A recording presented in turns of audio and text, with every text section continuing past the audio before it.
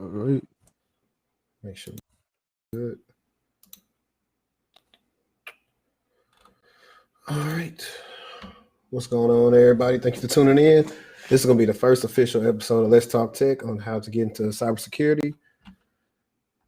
And we have none other than the GOAT right now, young GOAT out here, young Dayspring. If y'all see me looking off, I'm trying to get all this stuff situated on all these screens I got. All right. So, like I said, guys, we got young Dayspring here. Oops. And we're going to go ahead and let him introduce himself. All right, yo, what is up, guys? My name is Dayspring, and current cybersecurity analyst intern, college sophomore, and yeah, I'm glad to be here. All right, that's a bet, man. So before we get into everything, we're gonna do a little getting to know, the guests we have on the channel today. So, hey, man, who's like the favorite artist you like to listen to? It doesn't any genre, be gospel, jazz, bluegrass. Let me see. Right now, my favorite artist right now is Paris Carriz. He's like a majorly like Christian rap artist. Yeah, that's what I listen to like right now, pretty much. Shoot, that's dope. That's dope, man. Everybody know I've been listening to Drake since like my sophomore year in high school. So Drake probably always gonna be my favorite. Ready for Certified Lover Boy. Sure. All right, let's see what we got, man. All right, so like, what's your favorite movie, man? My favorite movie. Jeez, let me see. That's a tough question, man. I've watched like several movies. I don't know, like I don't have anyone that's really like hit me like that. So I Let's don't do really have this. one. Let's do top five. Top five. Jeez. Let me see. Man, I honestly don't got top five, bro. Like, and I don't like. I've watched several movies, but like they never really like hit me like that. Like, I can't really bring up anyone's like on the top of my head. That's a bet. Let's see. All right, man. Since he didn't tell us any of his top five, I don't know why this thing is not showing everything. But let's get on down the road. We're going to go into like food and hobbies real quick, man. So, All right, let's know your favorite food. all right, man. So my favorite food is, I'm Nigerian, originally Nigerian. So I like my fried rice and the fried stew. I like my iyan and the full legacy. Yeah, those are my two favorite foods. So my Nigerians know for sure. So yeah. That's what's up, man. I know I had what's the rice that you guys make again? The rice? Yeah, We eat rice. Oh, jollof rice. July. Yeah. I had that in I got my master's at UD and let me see, maybe this might be better for people to see me. Come on, master's at UD, and like every year we do like this international what's the thing called international dinner. Mhm.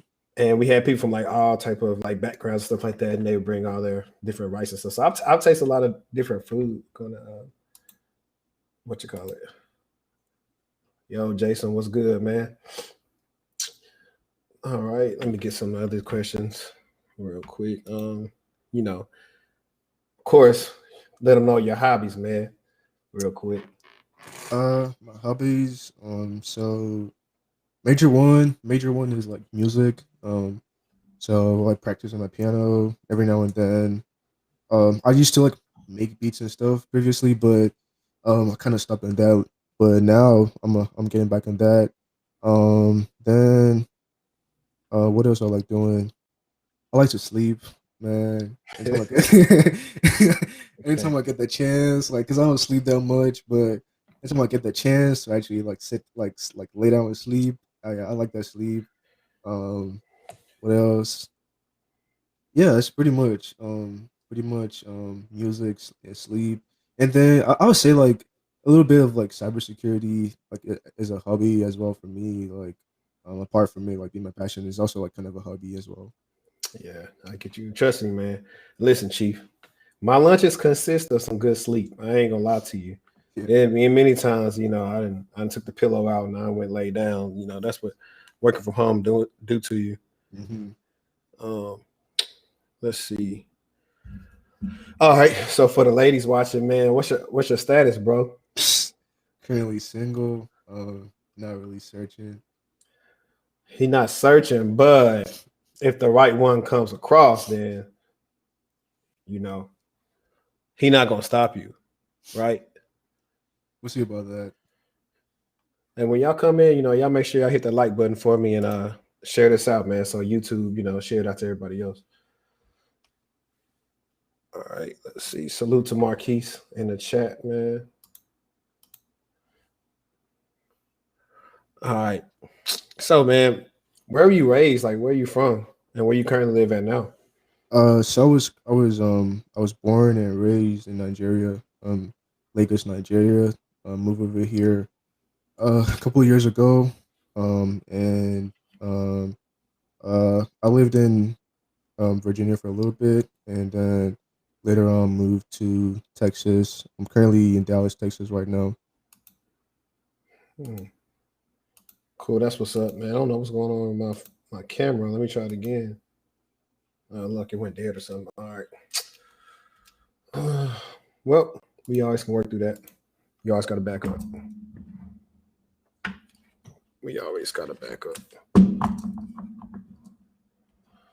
Sorry, guys. I had good quality for a little bit. This will be fixed next time.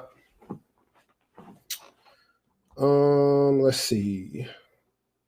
Cool. So you have siblings? Yeah, I have a little sister. Okay, little sister. That's what's up. How old is she? 16. Okay, so you're not too far apart. Like me and my Yeah, siblings. Like I'll yeah. be 29 this year. My baby sister will be turning 13. Mhm. My two brothers under me will be 17 and 16. Yeah. Yeah, we're just like 2.5 years apart. So I'll be 19 this year, and she will be 17 this year.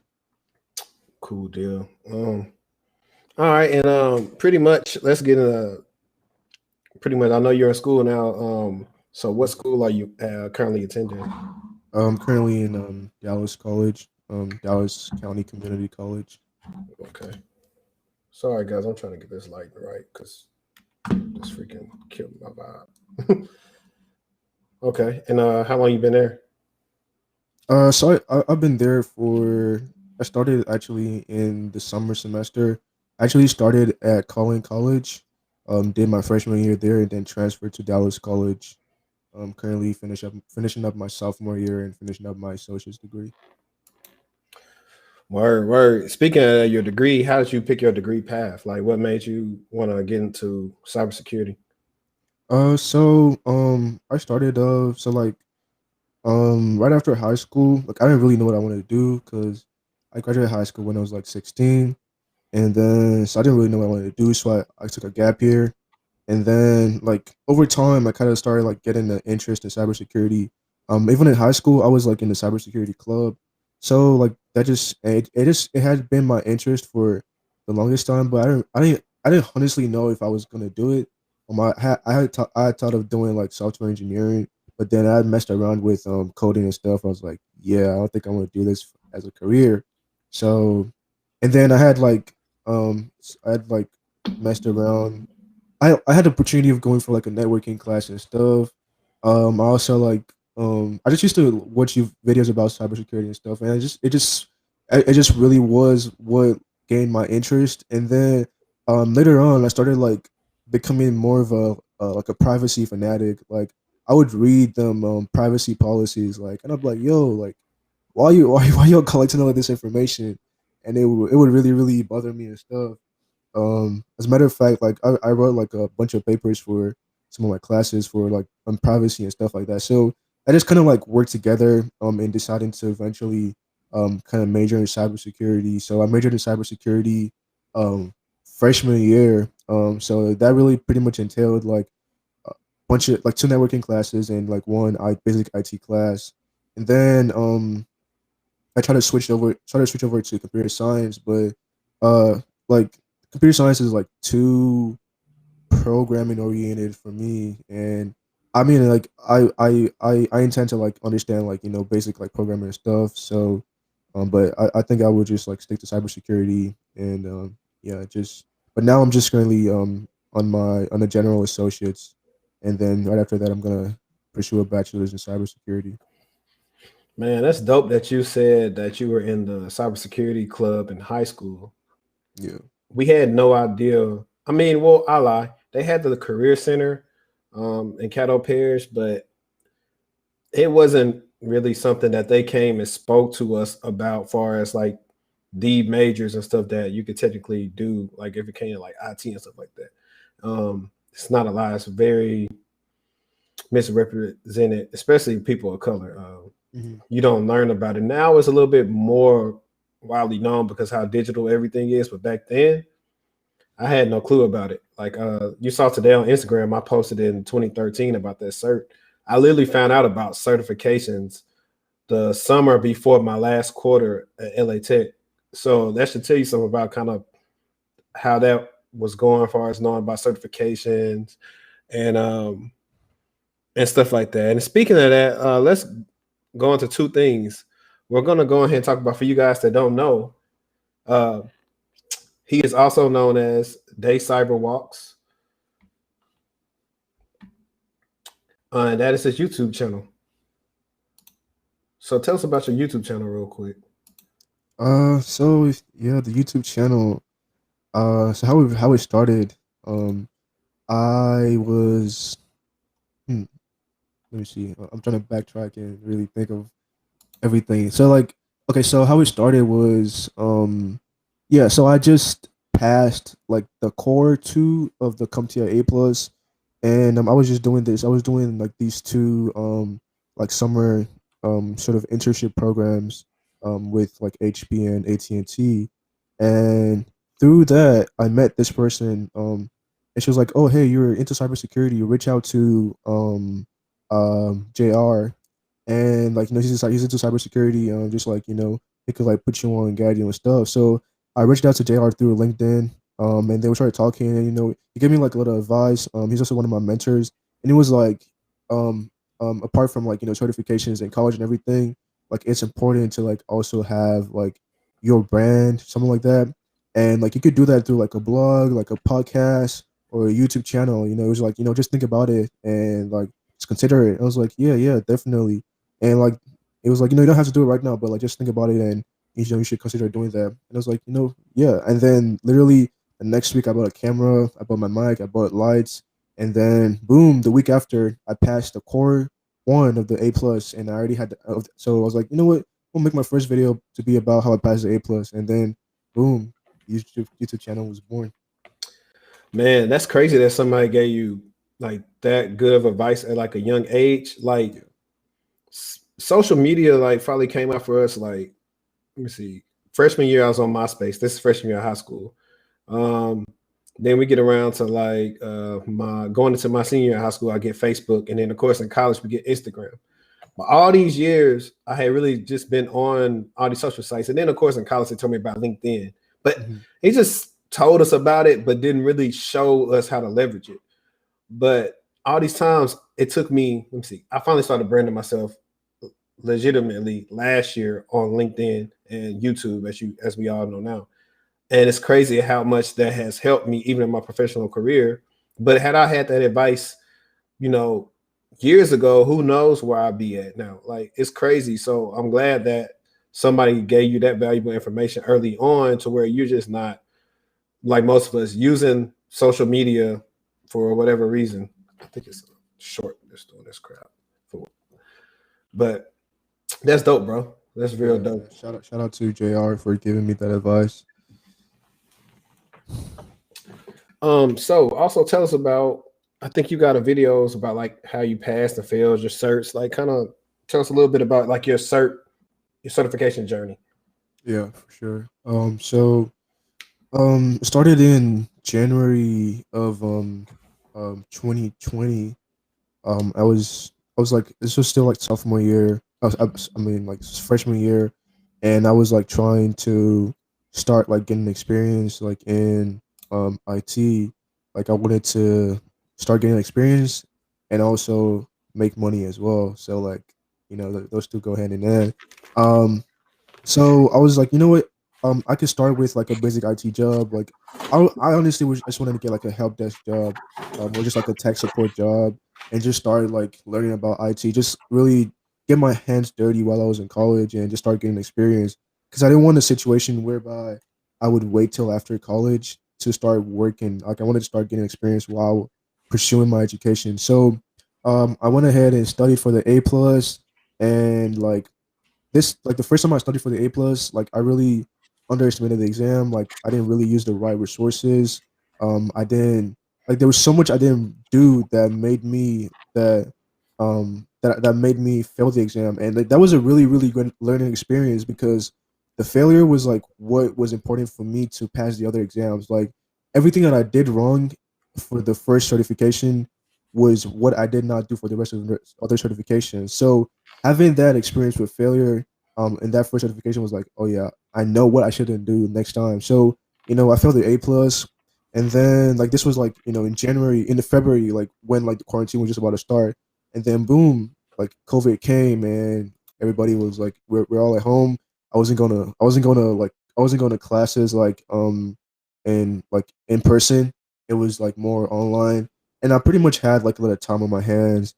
And then like my dad was like, yo, like you failed the first time, but just like this, you're never gonna have like this much free time that you have right now. Because I was only doing school, like I didn't have like another job at the time. It was just school, and like I had so much time like in my hands. Like just try to double down and study again.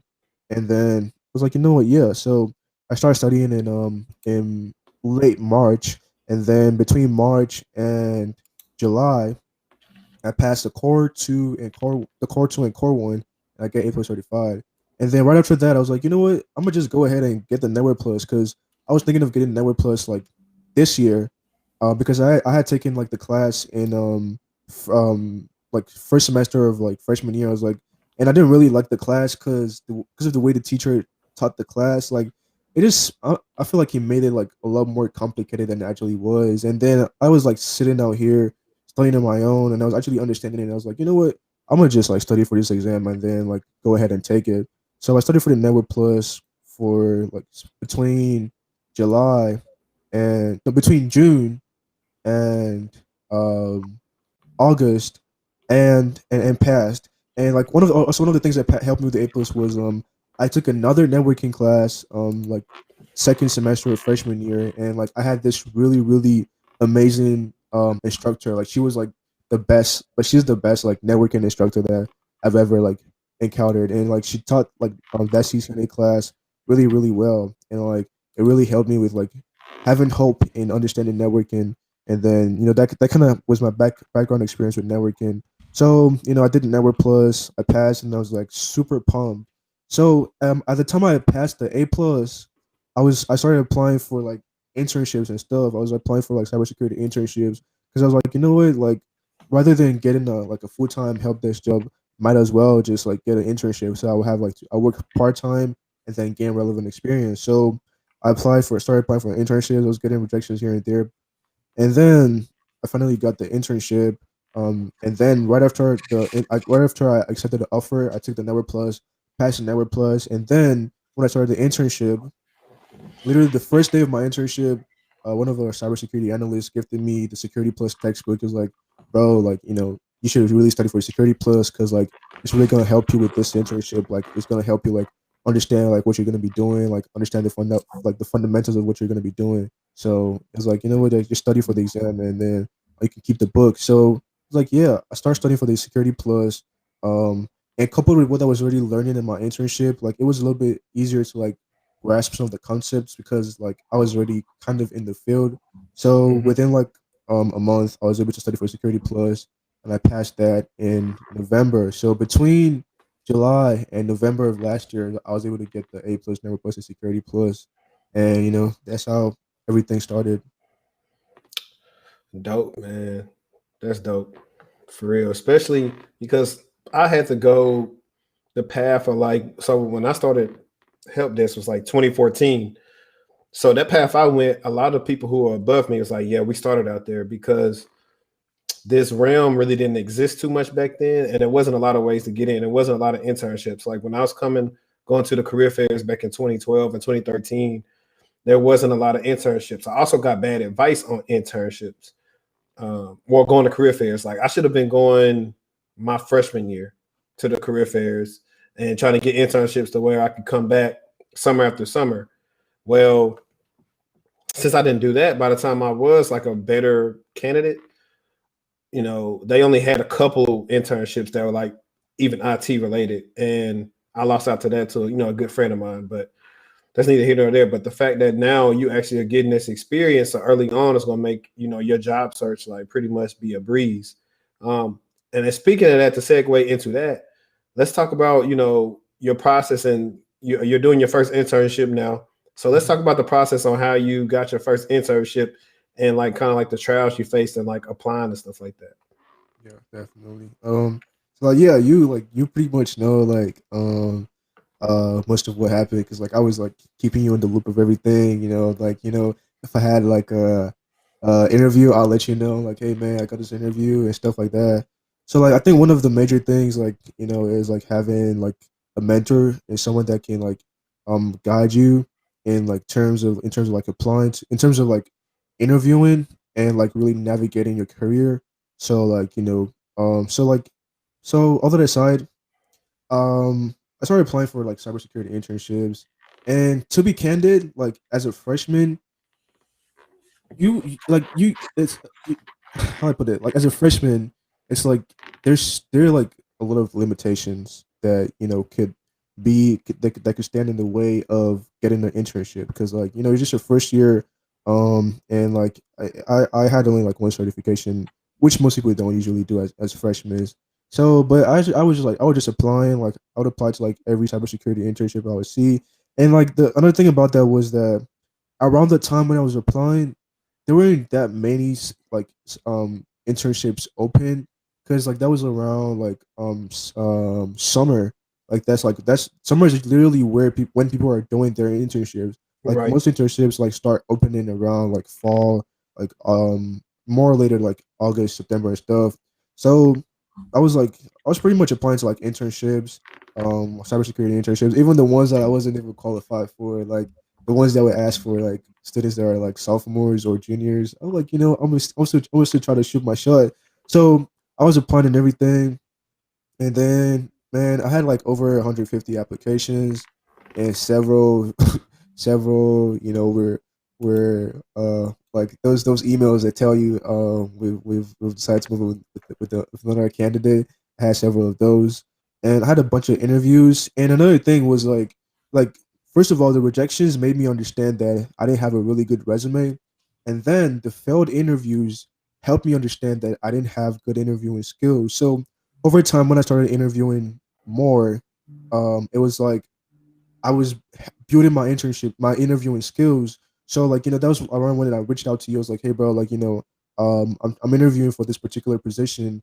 Like what so like I sent you the job description, which was a little bit vague, but like you gave me like some resources where I could like practice and like really hone my interviewing skills. And I also reached out to JR too as well, and was like, hey bro, like I'm trying to interview, and he kind of did like a little mock interview for me, and it was like, and I was answering some questions, and it was like, yeah, no, like if I'm to answer this question, like I'm trying to sell myself to the interviewer. So like he gave me some tips as like, oh, like this is why I'm the best fit for this position. And then from there on, I was able to like kind of like look at the loopholes from in my interviewing skills from what you gave me and from what he gave me, and then just put those things together. And then like I started practicing in front of a mirror. Like I had a paper full of questions, and I started in front of the mirror and like I'll practice like how I would talk to the interviewer, like how I would confidently talk to the interviewer, how I would like sell myself, and just like really, really like show them why I'm the best fit for the position. And like you gave me some really little tips, like before you start the interview, like say thank you very much for taking the time to interview me. Like that's really important because like it sets the tone for the interview and everything. So like I'll just coupling all of that with like also some background knowledge. Like of course you have to know a little bit about security stuff. Um, and some internships require that you know a lot more.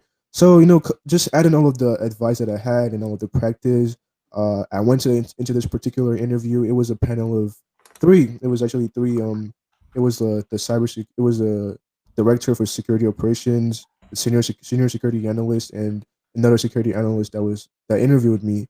And it was a little bit intimidating because I had these three people, grilling me a little bit, Hmm. but with like I was confident enough because I had practice over time and I knew what I was talking about. Like I was, because at this time I was really like immersing myself in like studying for like I was studying like security stuff. I started like messing around with like Kali Linux, and like different virtual machines, just trying to really understand different things, even though I didn't know a little bit what I was doing. So like it's so much that ties into actually getting that internship. But I just just keep trying and keep building your skills, keep building your interviewing skills. Make sure you have a good resume. If possible, pursue certifications. I only had the A+ at the time, which is not technically a cybersecurity internship. It's more like a beginner like IT internship, but it still helped in a way. And like just seek advice from people in the industry, because like they can let you know, like help you gauge your skills. Like, because I obviously didn't have good interviewing skills, and when like Jr. like interviewed me, and was like, like this is what I would say, like this is how I would project myself, and I was able to get some tips from that. So that's like everything just worked hand in hand, and finally getting the interview, and the rest is history. That's dope, man. You said something major that I tell clients now when they talk to me. It's like confidence. And the reason why confidence is so important, guys, especially in a cyber job, if I'm going to pay you all this money to make sure my network's secure, I want to make sure you're confident in what you're doing. I don't want a person that's unsure. If you're unsure, it could possibly lead into the wrong thing happening to where people can lose their jobs. And I know people don't look at it like that, but it is serious business because people is feeding their families with these jobs. So confidence is a must, not cockiness, but in a sense of just being confident that you know what you're talking about, and they'll respect that. And also, we'll talk about something too, because I've been on this heavy on Twitter. But let's talk about you brought up something about your resume. How did you notice that you didn't have as good as a resume as you thought you did?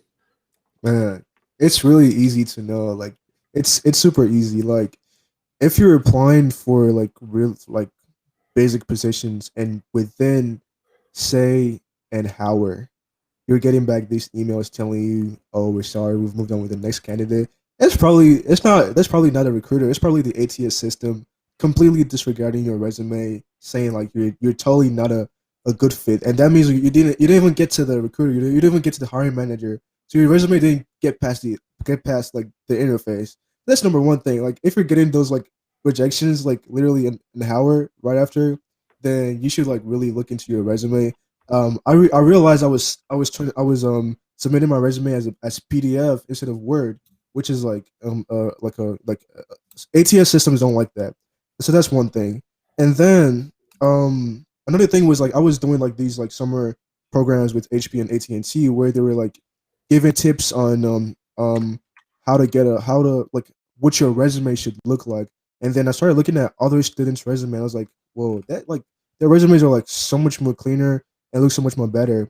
And I just I met a friend during one of those programs, and she was doing resumes. She was like she started like I guess like a resume business, and she had really good designs, and she knew what she was doing. So I was like, hey, I'm trying to get my resume done. So like everything like that. So we set an appointment, and then I showed her my resume, and like from there we just had like 2 or 3 sessions. She really helped me like revamp my resume, at least like for it to be good enough to at least get past the ATS system. So having my resume highlight my skills, my previous experience, and being a really good and readable format for the hiring manager or recruiter was really like instrumental in like getting past those like super fast those super fast rejection emails, because that's one thing I really realized, because if those rejection emails are coming super fast, then it's probably something wrong with your resume. Like if you can't get the interview, then it's probably your resume. If you can't get the position, then it probably is your interviewing skills. So those are like some little tips. Yeah, so we'll touch on one of those first things first. If you need help with your resume, get at me. I got an example on my Instagram page. I can put you in there. And also, if possible, look for a person that's in the space you're in that knows how to do resumes because we know what they're looking for, especially for certain roles. Um, Thirdly, I would say you're right about the formatting thing because sometimes the automatic system, maybe your stuff isn't readable enough, and then it goes through knowing you could be a good candidate. And that's when I would suggest, for getting dismissed, you can still reach out on LinkedIn, which I'll bring in later. Um, let's see. Marquis said something good that I tell people about. He said, if you hadn't used a skill on your resume in a while, you might as well remove it.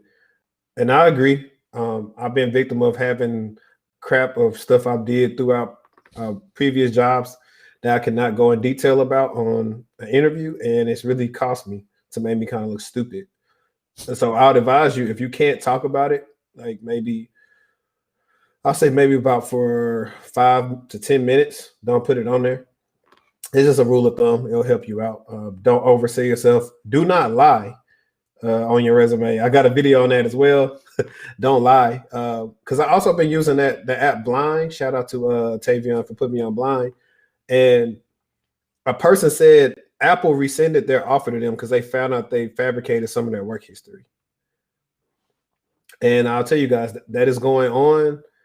And I know you want your stuff to look good, but if you go into a company that's actually going to look into your work history, it's going to cost you. And if you're also a Black person, this world, this InfoSec world is pretty small for us.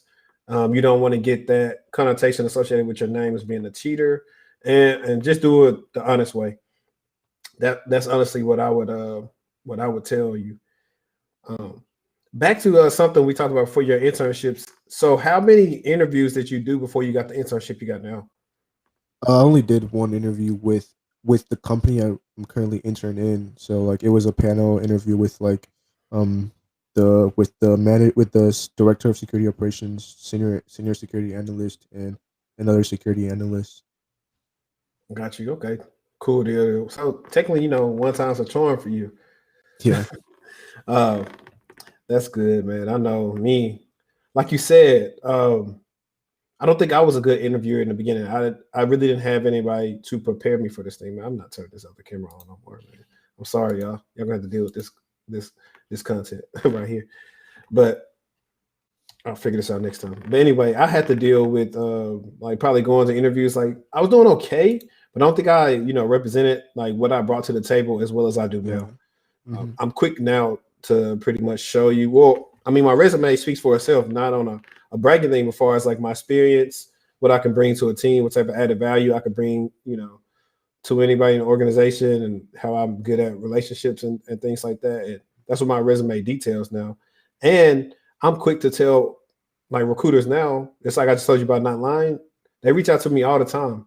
And the job site, they're looking for this. I'll tell them, hey, I'm interested, but I'm kind of weak in these areas right here. And they'll either say, okay, cool, or they'll say, okay, let's still talk. And it's good to be transparent like that because you don't want to go in there looking like you're just this guy that knows everything because they're going to work you like that. And I've seen that happen. I've seen people crack when they made themselves out to be something they're not. And it's not a good look. Whereas if they kind of know the level you're at and they know you might need to be brought up to speed on something, like for example, right now, incident response is all the rage right now. And so I'm good at probably the first two parts of incident response, but I don't go through the full phase right now at work due to client restrictions. So what am I doing? I'm working on a certification for incident response so I can also tell them when I'm doing these other interviews or things like that. It's like, hey, I'm working on this so I'll know how to do it better. So when you get a chance to, you can trust me. And the fact that me and you were talking about it through text is one of those practical exams. It makes it even better because it's not multiple choice.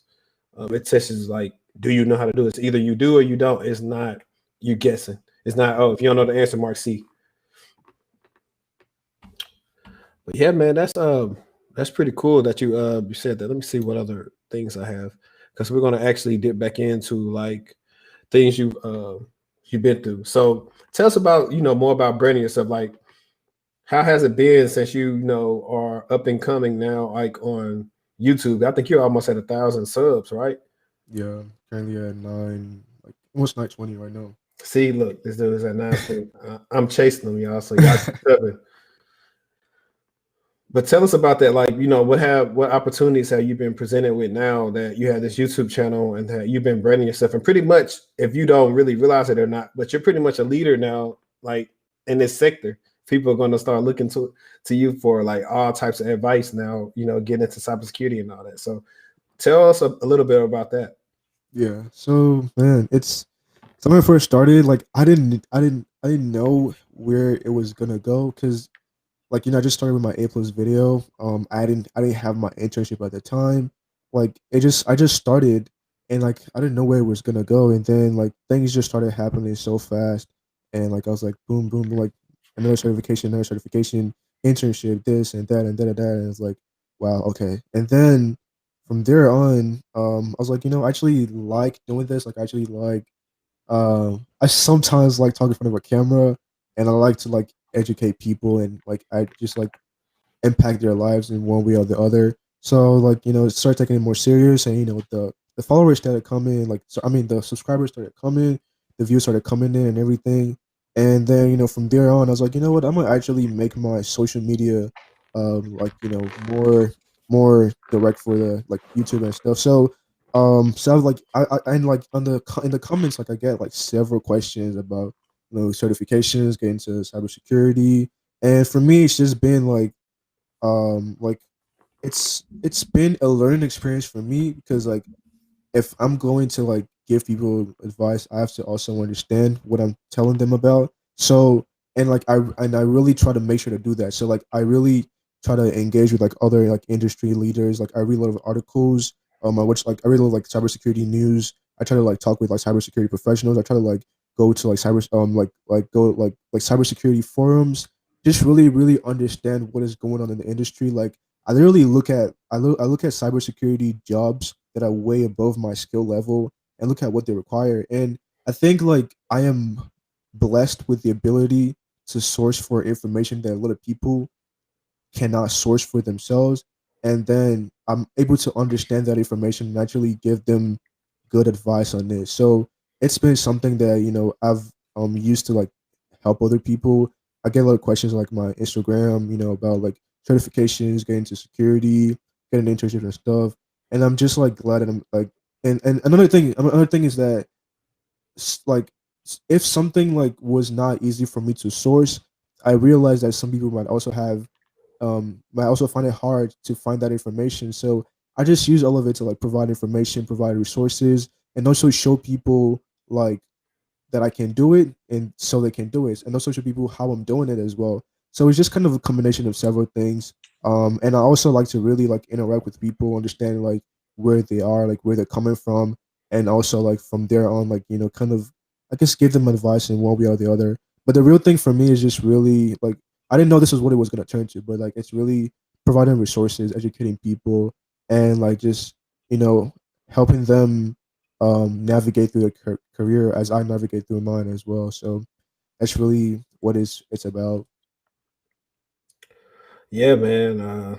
I think that A+ video is the one that pretty much put you, YouTube stardom with everybody else in the pretty much, I guess I like to call it like black tech YouTube or Yeah, whatever, just because it's not many of us. And I'm surprised you're not swagged out right now, man. I don't know if you guys follow this dude on Instagram, but Dayspring be swagged out, man. I'm surprised. I'm really surprised. Um, but yeah, like to piggyback on what you said about YouTube, like the same here, man. I get so many messages like on LinkedIn or something like that, where people saying, "Man, yo, I came across the channel, man, great info," and people constantly hitting me up about, oh, how to do this, or wondering about the whole industry. And it's pretty cool. It hasn't got overwhelming yet because my channel's not that big. yeah, Uh, when it gets bigger, it'll probably get a little bit to the point where I don't necessarily have to be rude, but I'll say, either send me an email or schedule something, which I kind of do now, but it's not at that volume right now. yeah, Um, But that's cool, man. I know you said something about forums. It's pretty cool that you actually did a smart thing by looking up, levels above you to think about what skills you need. That's what I started doing after I got the cloud practitioner. I started looking at different cloud roles and thinking about, looking at other stuff they'll be looking for, so I'll be ready. So I'll be a person that's suitable for the role. And that's also the good thing. Absolutely. Uh, why I like this field. Like somebody I think asked me about it, or I told them about like why I chose to be like in tech or something like that. But I told them it's simple. It's pretty much a field that doesn't let me get stagnant because it's always changing. It's always something new. It's always a new challenge, that's coming into play. And that's what I like. I'm a person where I can't be doing the same thing and get mundane. That's the whole reason why I couldn't do help this long. I mean, I did it for 2 years, but I really was over it after 6 months because I mastered it. It's pretty simple at that point. When it comes to you have KBs, the calls, you pretty much can figure out what somebody's going to call you about. So I kind of mastered that, and I was like, I need another challenge. So it's challenging for me. Like this cert I'm going to work on. This is going to be challenging on me. Learning different stuff. Like I got some Linux courses I got to do. I was learning some PowerShell stuff. It's a lot, guys. And I'll tell you this too, for the people who are trying to get in. The reason why I want to point out, like you don't have to lie, is I know you look at these job requirements and sometimes you get kind of scared, or maybe what they're gonna say just because you feel like you don't match up. But a lot of times that stuff is some HR crap that they just put on there. 9 times out of 10, that's not gonna be your day to day. So when you talk to a HR recruiter or something, ask them about your day to day. Maybe they know, maybe they don't know. But I'm telling you, it's not gonna be all the stuff that they have in that job description, unless they implicitly say they literally need somebody to do that. They don't. And a lot of stuff that they put on there, if they need somebody to do all that, then it's not worth the pay because sometimes they're looking for a whole team out of one person. And you can also look at that and say, nah, I don't want to go that route. I have some like that. And like, I'm not interested just because I'm not going to stress myself out to where you need me to do all this. And it's just me. I'm the guy. So you're not going to suck the life out of me like that. Yeah. But speaking of, we talked about YouTube. Let's segue into talking about LinkedIn for a second. How are you? How active are you on LinkedIn? How, what benefits are you seeing from being on LinkedIn? Kind of, tell us about that. So I think LinkedIn is a really great platform, and I should be a lot more active on there. I definitely plan on um being more active this year. I have like a little projects planned, so I definitely plan on being more active because LinkedIn is a really really great way to um build your network, your professional network. I haven't had that much like I haven't had like any negative experiences on LinkedIn, but I don't have like any highlights of like anything that has really happened greatly for me in LinkedIn. But one thing that I know is the your potential employer is going to most likely look at your LinkedIn profile. So like a little place where I've interviewed with if interviewed somebody from that company has looked at my LinkedIn profile. Like literally like everywhere that I've interviewed that was a potential opportunity, somebody from that company looked at my LinkedIn profile. And I like to keep my LinkedIn profile really, really bedazzled, like as best looking as possible. Because like it has to be aesthetically pleasing. If someone is going to aside from your interview, like your LinkedIn profile is like your professional Facebook, like a professional Instagram. So having a really nice looking and well detailed and truthfully detailed LinkedIn profile is important because you never know who's gonna look at it. You never know, like for example, let's say I did a project, let's say like a cybersecurity project, and I post it on my LinkedIn, and it's a really good project, and then somebody, let's say like a hiring manager looks at it and is like, oh, I like this person's skills and expertise, and then they look at my LinkedIn profile and then I have nothing to show for it. Like I have nothing that tells a story about myself there. That could have been a opportunity that I potentially missed on, or like just having a LinkedIn profile is important. Like I think everyone who is like in the industry should have a LinkedIn profile and should have it well done because there are people out there who actually get job opportunities on LinkedIn. It's also a great way to um connect with other industry professionals. Like that was how I connected with my first mentor, JR. Like we met through LinkedIn, and then from there on, the rest is history. But LinkedIn is a really great way to build a professional network. Like you met you and it's like you have direct access to people that you wouldn't have like direct access to physically. Like you can literally connect with someone and then send them a message. Like something I do sometimes is if I look at someone that I really admire, like I look at the profile, I'm like, oh, this person has a really diverse set of skills, diverse set of experience that I actually admire, and I actually want to probably pursue those things in the future. I connect with them, and then I send them a short message like, say, hey, this is me. I'm current. This is where I'm at right now. What like how did you navigate your career to get to that point?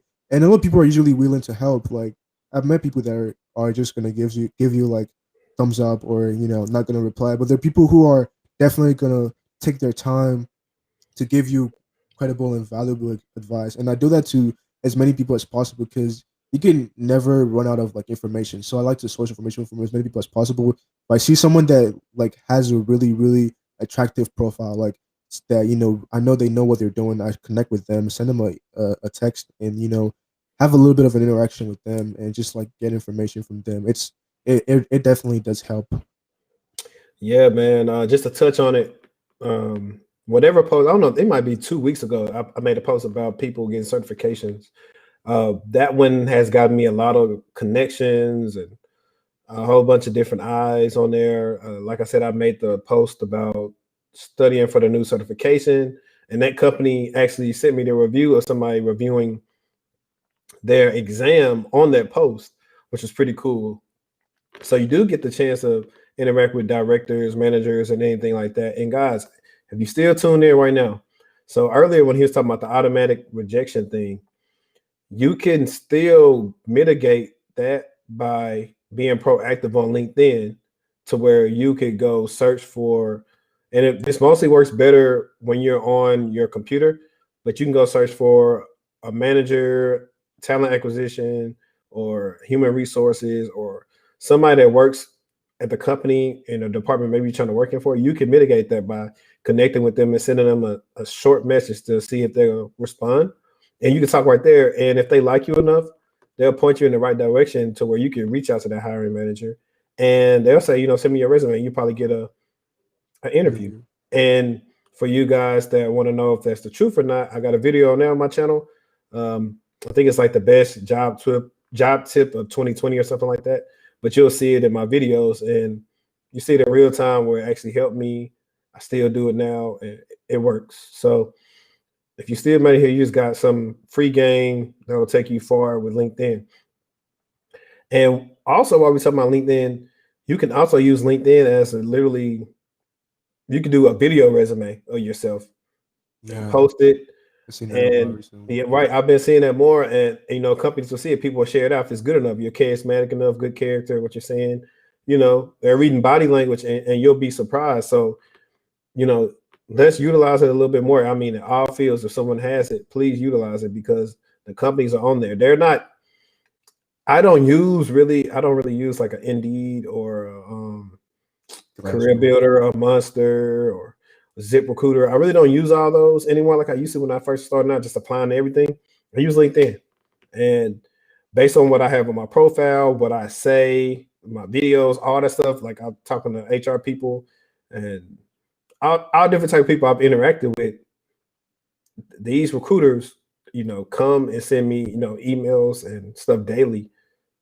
It's just based off of my skills and how I carry myself, because companies are going to look for a leader. Like I always talk about stuff because I guess I should have stopped you when you said this, when we talked about computer science. I always tell people computer science is cool, it's more programming based, but I don't think it focuses on some of the soft skills you need to succeed if you wanted to move up or move around in tech, because cultivating relationships and networking is huge. It's very huge in knowing how to talk to people. I've seen a lot of people who are super smart, but they don't know how to deal with people on the team. And it doesn't, eventually that don't work good. Especially if you're a situation, like I work for MSSP and we have clients. So you can know what you're doing, but if the client doesn't like you, they could ask, hey, we need them removed off this project. And you could or could not get another project, or the company could just remove you in general. I didn't want to scare you or nothing like that. So it's very important to work on some of those soft skills. That's why I tell people to go to CIS route, because you learn how to function in a business. and not just function to yourself. Now, if you're a programmer or something like that, and you just want to be a programmer and you never, want to have to be management or something like that, or engineer based to where you don't have to be over anybody, you can be to yourself and still be successful, but they won't really put you over anything. So just be a little bit mindful of that. And let's see. So do you have instances where like people are getting on your nerves in your DMs where they're asking you a lot of questions? I mean, people ask me questions, but I tend to really be receptive of questions. Like a lot of times people, I mean, sometimes they generally ask questions. Sometimes people ask questions that are easily Google it. You can just easily go and Google it. Sometimes people actually ask like genuine questions that that could be answered, I guess, by me. But I'm generally receptive of questions. Only thing I like that pisses me off is like negativity and like disrespect. I Like, saw that you posted that comment that time. yeah, like if like I don't like people like commenting about like some people comment about how they're navigating through the field, how they are not they're trying to break into the field and everything, and they kind of share their experiences.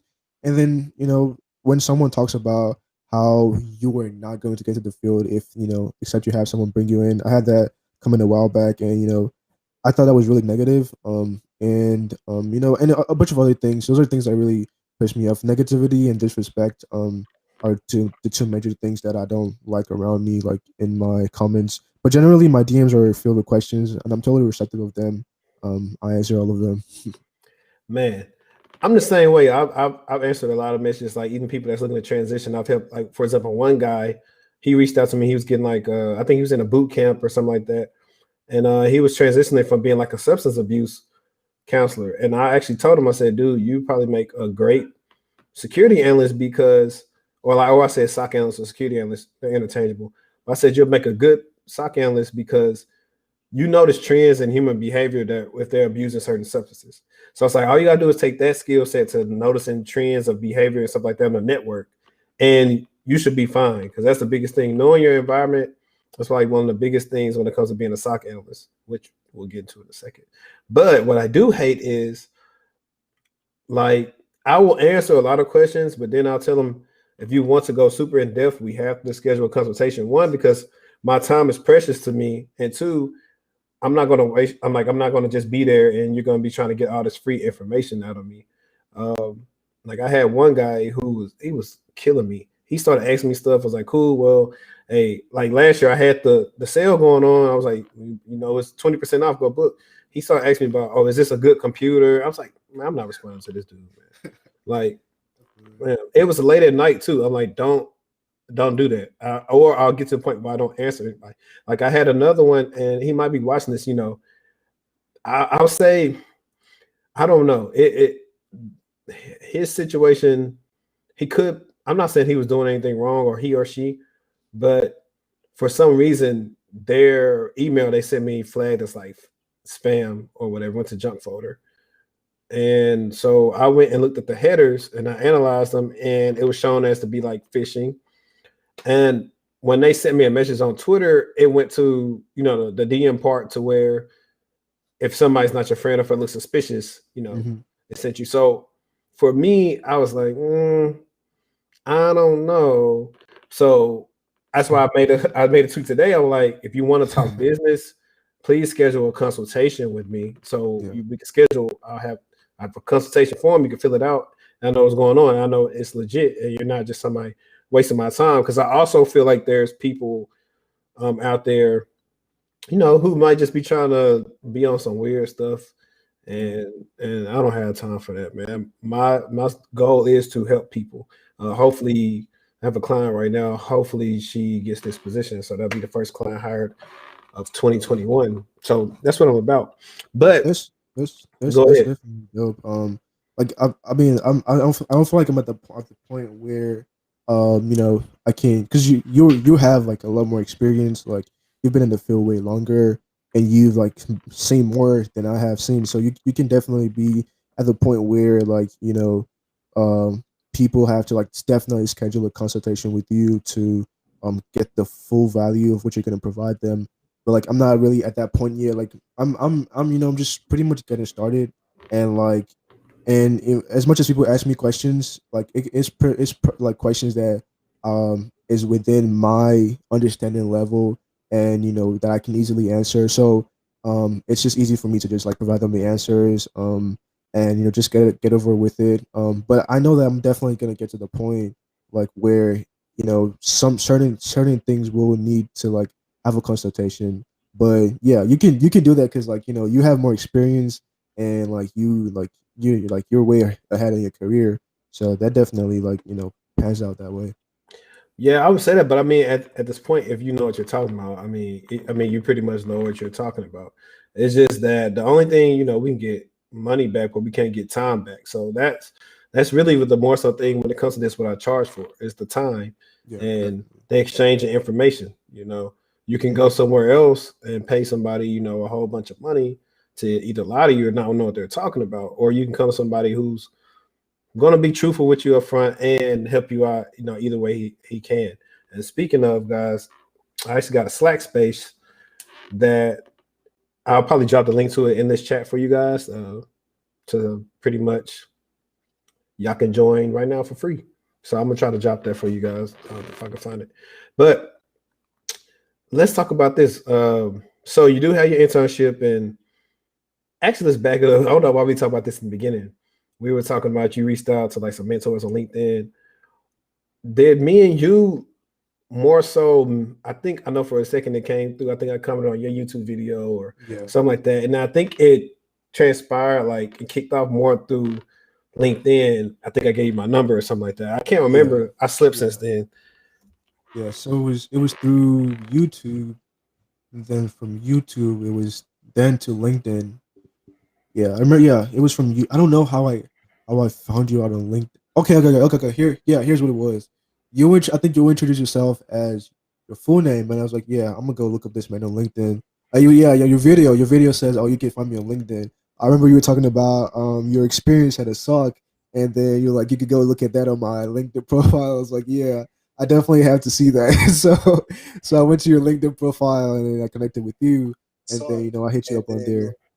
So yeah, it was from LinkedIn, from YouTube to LinkedIn, and then I started asking you for advice because I was trying to get a help desk job, and you were trying to put me onto like ticketing systems and all of that stuff. Dope, dope. Man, I posted the link, but it didn't work good. I have to do it later. Do this if you want to be added to the Slack space. Like, put a hand in the comments, and what I'll do is, I don't know, I'll figure it out, or I'll probably pin it to my comments after this. That way, we could get you guys in there because I'm gonna close out that link after a couple of you get in there. Cool, man. So let's talk about this real quick. Um, let's talk about the tools that you've learned to use at work that use on your day to day. Mhm. So what I pretty much do right now is I guess a diverse set of things. So I've learned about like email header analysis. That's a major one. Like that is like one of the biggest things I've learned. Like I never saw emails like that way. Like when I started learning about email header analysis, like that was a whole new world.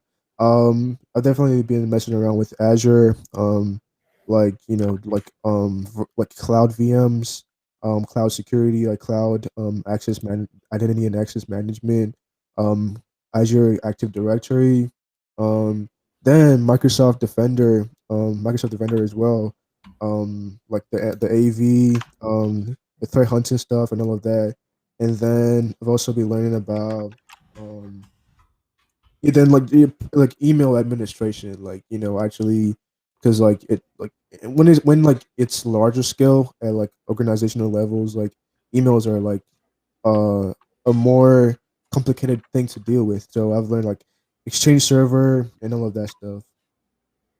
Bro, like you're getting some valuable skills at a young age. Like, you'd be surprised. Well, you wouldn't be surprised because you're doing it now. But I tell y'all guys for real, y'all think all like I've been watching Mr. Robot. So y'all think like all the serious and advanced hacker stuff is what's killing people? Man, it's the simplest thing is phishing. Yeah. Like humans are the biggest, threat to your environment. That's why when y'all think it's stupid, but like every quarter to a half a year to like every year y'all do the security awareness training. Hmm. Like they put a lot of money into that for you guys to actually utilize it. Yeah. And it's very important because if you don't mess around and have a lot of these breaches that we see that started over something simple, and you'll be surprised, people are very crafty. A little story is we caught something on the network. I think a higher up guy got pretty much fished, and I think it happened over the weekend because one of the guys said, "Yeah, this happened," and he sent the stuff off. I think to maybe possibly get their password reset, and forgot about it. But what happened was on the day we came in, I'm looking at stuff and I'm going through the emails, and he asked a question, and his assistant was like, "Yeah, he's going to reply to you." I said, "Okay." So what we didn't know is he was already compromised. The compromised person replied to us Oh man. um, in the email, but I figured something was off because he had the wrong. So look, this is something simple, guys. Most companies do this for a reason. They try to tell everyone to kind of have like a similar signature because what it does is it establishes uniformity. But also, if your signature is off and you might have talked a little different, then I could possibly assume that you might have been compromised because the person didn't have the normal signature that the people that work for my client have. And I noticed that was off. And literally, the IR team was like, "Hey, you know, don't engage with that person anymore. They've been compromised," which I had kind of already figured out. That was kind of weird. But that's like literally, simply granted, it didn't lead into nothing, huge happening. They handled that, but that's something small that can turn into big, if you don't catch it in good enough time. Yeah. But you're definitely getting some good tools. So I remember you told me you were working on your CYSA plus currently at the moment, right? Now I'm currently working as a CCNA. That's why you switched. You switched to working on the Yeah. CCNA because I remember at first you was, and I believe we talked about you being pretty much like a network engineer or a Yeah. security architect. Yeah. Yeah. I mean, eventually, like it's like network engineering, then security engineering, like network analyst, and then security engineer. Yeah, I mean you can do both. I mean you're on the right track. You'll probably have plenty of time to do like different internships or honestly, like I've been telling you, you might mess around and get like a full time and finish a bachelor's then because honestly, you know, people try to get the skills through certs and boot camps, but sometimes, right now companies are reluctant to hire those people unless they really know what they're talking about. It sucks Hmm. because doing that shows me that you got a passion to go out there and learn something new. You put Yeah. money behind it, and so of course you want to be rewarded by doing a career that you like. But right now it's a little harder to do that. But the fact that you're getting, paid experience for that is perfect. Absolutely, man. Yeah. I wanted to do the CYSA plus, but I've been postponing the CCNA for the longest time, and I feel like I really wanted that like networking experience. Like I really wanted that like beyond just the fundamentals. I want to understand networking on a deeper level. Like actually understand how networks are built and like understand like how to attack them on a different level and how to like defend them eventually in a different level. And also I would also be taking the pen test plus because I'm currently I'm going to taking a class this semester. There's going to be on ethical hacking and web application pen testing. So I'm going to be studying for like two certifications at the same time. But that should Yeah, be I remember fun. you was talking about getting that the EJPT. I think that's what you Yeah, were talking yeah, about. yeah. That Yeah, probably will be in the later in the year. yeah. Speaking of that, that made me segue into, I don't know if you gave somebody the giveaway thing yet for the Range Force Global. Oh yeah. Can you tell us a little bit about, about them and what they offer? Yeah, yeah. Range Force. So Range Force is pretty much like a platform. Like if you're familiar with like Try Hack Me and Hack the Box, Range Force is like a platform. It trains you in like security analysis tools. So right now I'm currently on the cybersecurity fundamentals and SOC 1 training too. So in the SOC there are several tools you're going to be using. You're going to be using Splunk, Suricata, Yara. You need to understand like Linux syslogs, PowerShell. So Range Force pretty much puts you in a simulation environment and puts you through like real world scenarios where you have to actually utilize those tools to like perform certain tasks. So if you're using Splunk, you're going to ask you to like find certain information, put you through like how to search for that information, how to like just under giving you a good understanding of tools using the SOC. So they have the SOC 1 path, the SOC 2 path, they have the threat hunting path, Microsoft security path, and then they're coming up with this new ones. They're coming up with the cloud security and one other one. So it's a really great platform. I recommend just going to my if you go to my Instagram, go to the link in my Instagram. Just get the free cybersecurity community, cybersecurity fundamentals community edition. It has a lot of like tools like you're gonna learn about like I said, Splunk, Suricata, Yara, Mmap, and just a bunch of stuff just to get you started in like understanding those tools, and then you can move on to like the SOC 1 path, the SOC 2 path, and then you really build your skills. I think it's a really great platform, especially if you're trying to like build your blue team skills and SOC skills generally. So yeah, definitely recommend them. And that's dope because that sounds like the similar. I forgot what INE stands for, but that's what I'm using with the eLearn security. Yeah. Let me see. That's what I'm using for the eLearn security with their modules and crap like that. What's good about it too is it gives you a lot of information you can download. Mm-hmm. Not gonna lie though, I tried to finesse getting sponsored by them. I sent them a DM. They might answer it because I've been kind of applying pressure to them on LinkedIn because I want to review it. So if y'all watch this, let me review it. Let me take the test for the free 99, and I got y'all.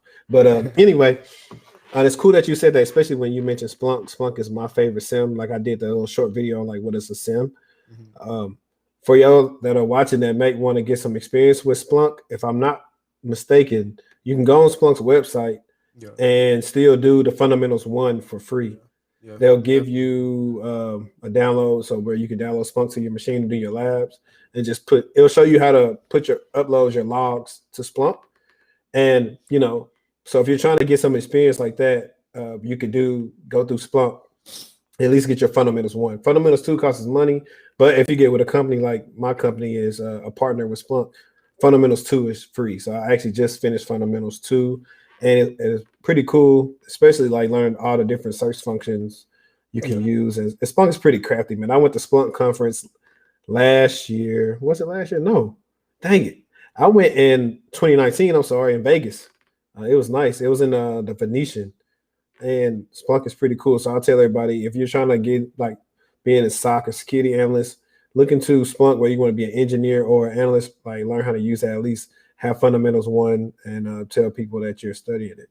And if you want to go a little bit further and you don't have all the money to maybe do something like Range Force or something like that, you can do Cyber. Cyber has some Splunk courses to where it'll give you some things so you can do like even one of them I'm doing right now with incident response.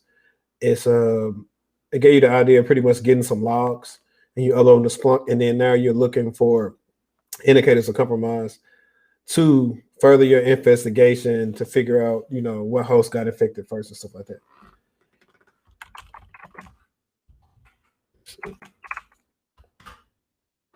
Yeah, Splunk is definitely a really nice scene. Like I messed around with it in the range force modules, and it was really fun. It was really fun. Let me see. Hang on a I'm second. definitely gonna try to get the Splunk certifications probably later on this year. I put the wrong thing. I put your media on in the comment, and I sent the wrong thing in there. But let's see. We are an hour and almost 15 in, I think, or maybe almost that. We had one question, guys. If you got questions, please put them in here. One guy had a question. I'm gonna put it back on the screen for you, Day. Where is he at? Tyrese. Here we go. I don't know if you can sing or not, brother, but Hmm. So was it hard to get internships without certs, or it was not a factor? Honestly, like it's it could work both ways. So you could definitely get a sort of an internship without a certification. So, and the reason being, like generally, like most students are not pursuing certifications while they're in college. So sometimes some companies expect that you have certifications, and sometimes they have like outrageous expectations. Because I was looking at some internship requirements for some companies, and they were talking about certifications like, oh, you're taking they were talking about CISSP, talking about CISA, talking about CISM. I'm like, bro, like these are people in college. Like you don't expect that they have those certifications. Like like at least a security plus and something else, but like not the CISSP. But back to your question, you can definitely get the internship without certifications. But I would say the certification, having the certifications gives you like an extra edge. Like it shows that you put in, you're willing to put in more effort outside of school to like invest in yourself. And certification gives you like some more knowledge beyond what school would generally give you. So I recommend getting certifications, like pursuing certifications while in school. But you at least for internships, you can definitely get internships without certifications. Definitely. And from what I've learned, well, two things I learned so far. I know WGU is one of those schools that do like a lot with certs in their bachelor's program, and it's pretty affordable. So, guys, if you're looking for a bachelor's program, look into WGU. I think they would do require you get like Sec Plus, CYSA, and maybe some other ones because Yeah, um, CompTIA, is still a major player. And then also, what I've also realized, and you could probably attest to this, is what I'm noticing is community colleges focus a lot on you getting, certifications. Now, yes, tell me, totally. is that right? Yeah, that is completely right. So like my I did my freshman year in a different community college. I'm currently in a different community college, but with the with both curriculums, they're generally geared towards certifications. Like literally, the name of the class is the certification. Like for example, fundamentals of networking will be Network Plus. Routing switching would be like CCNA. Linux, fundamentals would be like the Linux Plus.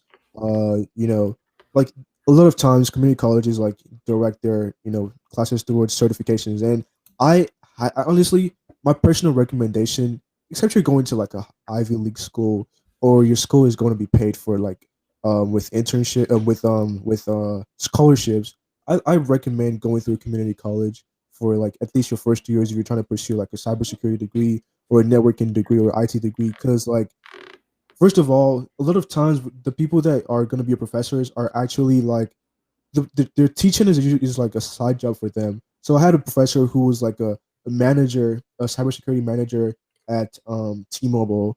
I had a professor that was like that worked with Cisco. So those people are doing it as a part time job. They understand aside from the certification, what is also expected in the industry. So you're getting the best of both worlds. So I really recommend going through like community college, going through their path, like the cybersecurity path or networking path or IT path, and getting those certifications because you also get discount vouchers for them. So it's just a win-win altogether.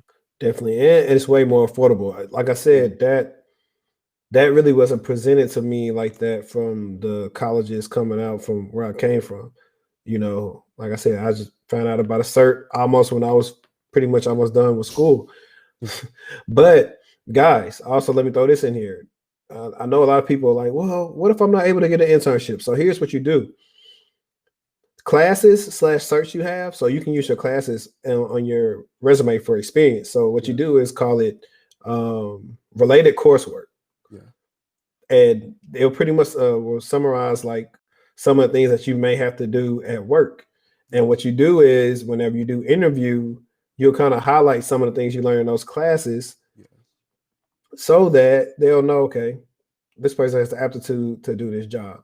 yes. Now, whether you get it or not, we never know, but Hmm. you can use that because I might post like I might do like a transition thing one day on Instagram from like my first probably resume to apply for stuff back in 2013 to now, and kind of like how it's changed.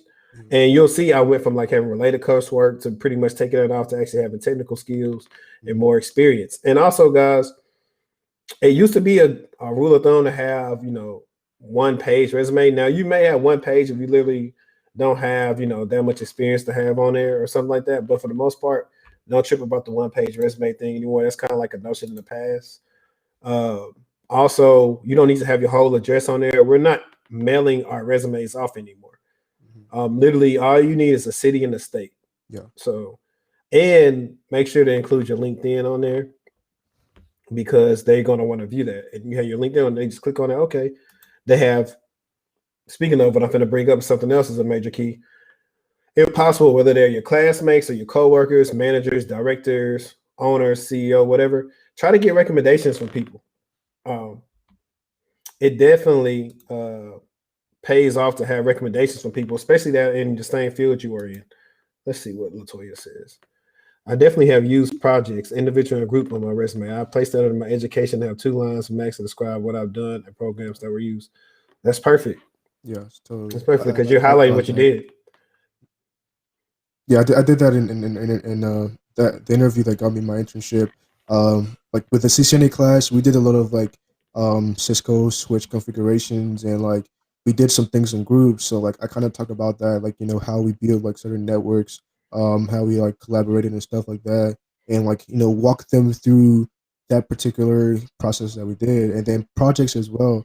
I'm trying to do a lot more projects this year, like just to build my skill and be able to highlight them in my network. So like I'm gonna try building like different network configurations with my CCNA lab, and just a bunch of other things. Projects definitely do help alongside Definitely. other things. Definitely. And I'll also add to you guys 2 things. Well, granted, I didn't get an internship, as you guys know. But if you are going to be applying to internships, please have good grades because unfortunately, when you're in school, that's kind of like one of the things that kind of separates you sometimes from the other people, unless you have a very in-depth knowledge of all the internships you're applying to. So please make sure you have, I think you need at least what, 3.5, 3.0, 3.5? 3.0. But Yeah. generally 3.0. Yeah, but shoot for the 4.0 so that way you fall in the middle and you'll be good to go. I think I remember seeing Latoya on one of my videos. I think you were having some issues with like job search and stuff like that. So, if possible, get back with me and I'll help you out. But also for your resumes to try to make yourself stand out, put accomplishments you did, whether you were in school or programs or things you did. Try to put accomplishments in roles, even if it's a small role. Like for example, before I had real experience, I worked at College of Business, like one of the IT people at College of Business, and then I was working at Target. So I used to highlight, hey, I worked at Target, this kind of stuff it took to work at Target to pretty much show them, I can follow directions. That's a lot of that people don't think that's a big one, but in our field, it is big, especially following processes. Because you don't follow the right processes, it can go down. No young job. Let's see if we got some more questions. Do you know if you got any questions on your Twitter or your IG? Let me see. Let me check my IG real quick.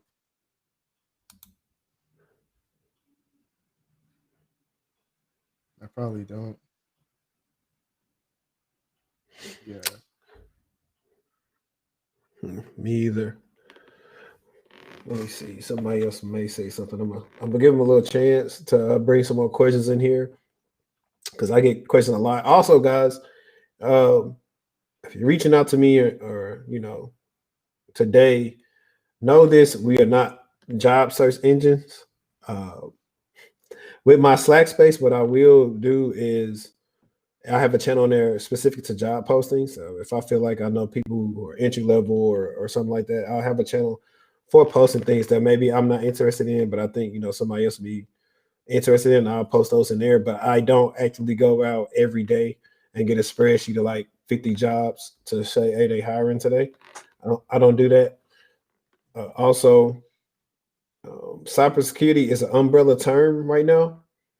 So try to figure out what you may want to do in cyber and not just say, I want to get into cybersecurity. So normally you're like, oh, I want to get into cybersecurity. You're like, okay, what you want to do in cyber. Uh, so try to do that. I have stuff I use to help clients figure out like what they want to do, kind of ask questions. So what you want to do is potentially think about things that interest you and then see if there are jobs in cyber that align with that and see what that role would be called, and go from there and see what you'd have to take to get into those. And I also tell you guys, you don't have to be like Dexter and Mandark to do these roles in cyber. They have some very non-technical roles that you would be surprised at, like project management, like IT sales, auditing, Compliance. recruiting, compliance, definitely compliance. They bring up like UI, UX, but I feel like that is a little bit technical because you have to know some stuff on the back end to me. Yeah. So I wouldn't consider that to be like non-technical. There are some more. I can't listen on top of my head. Those are like some of the main ones I see all the time that I interact with those people, especially with like product management. I think it's honestly a lot of women that pay attention to detail, kind of bossy. I think y'all do great in project management. Yes, that's sexist, but I'm giving you, a layup. Like I think you'll do great in it. But that's how I feel about those jobs. They, tell them where they can find you at. I put your stuff in there. I'm gonna make sure to update the description with your Yeah, milkshake so they can get you all your socials. But tell them where they can definitely, find you out. definitely. You can find me on Instagram at DayCyberWalks, Twitter, DayCyberWalks. Cyberwalks is CYBERWOX, and DAY. So just search me up, Instagram and Twitter, DayCyberWalks, YouTube as well. Like I said, I'm coming up on 1,000 subscribers. So when I get 1,000 subscribers, I'm gonna be launching a Discord channel for like anyone who's like just pretty much getting started. And if you have experience, you're also welcome to join. So you can also like provide advice for people who are trying to get into the industry, and also like provide resources and everything. Just have a space for people that are like into cybersecurity and trying to get into cybersecurity. So definitely watch out for that. I'm pretty sure we're gonna hit 1,000 subscribers before the end of this month. So it's definitely gonna launch this month. So yeah, so Instagram, Twitter, YouTube. That's where I'm currently at right now. So y'all make sure to follow me. I post a lot on Instagram. I'm more active on Instagram, and yeah, make sure to subscribe to my YouTube as well. Yeah, man. And y'all already know where to find me at. I'm trying to get to 1,000 subs, so y'all know what to do. Hit that subscribe button, share this on YouTube, and also I'll be doing a giveaway of probably a Sec Plus book when I hit 1,000 subs. So please stay tuned in for that. We'll figure out how we do the giveaway for that. Like I said, appreciate y'all for tuning in. Appreciate everything you guys do. You're the reason why my channel is going. Why his channel? This dude's a superstar. This is the reason why his channel's going. You know what I'm saying? I'm just a regular guy out here on YouTube streets, but this guy here, he's gonna be some. But I appreciate everything everybody do, man. Shout out to all the listeners on Periscope and YouTube, Facebook. And listen, we'll be back. I'll be back next week. I'm bringing up a woman that's in compliance. So you guys tune into that, ladies. Tune into this one if you want to learn about being in compliance and what does it take to have a career in compliance. But at the end of the day, see you guys next time. Peace out. You guys.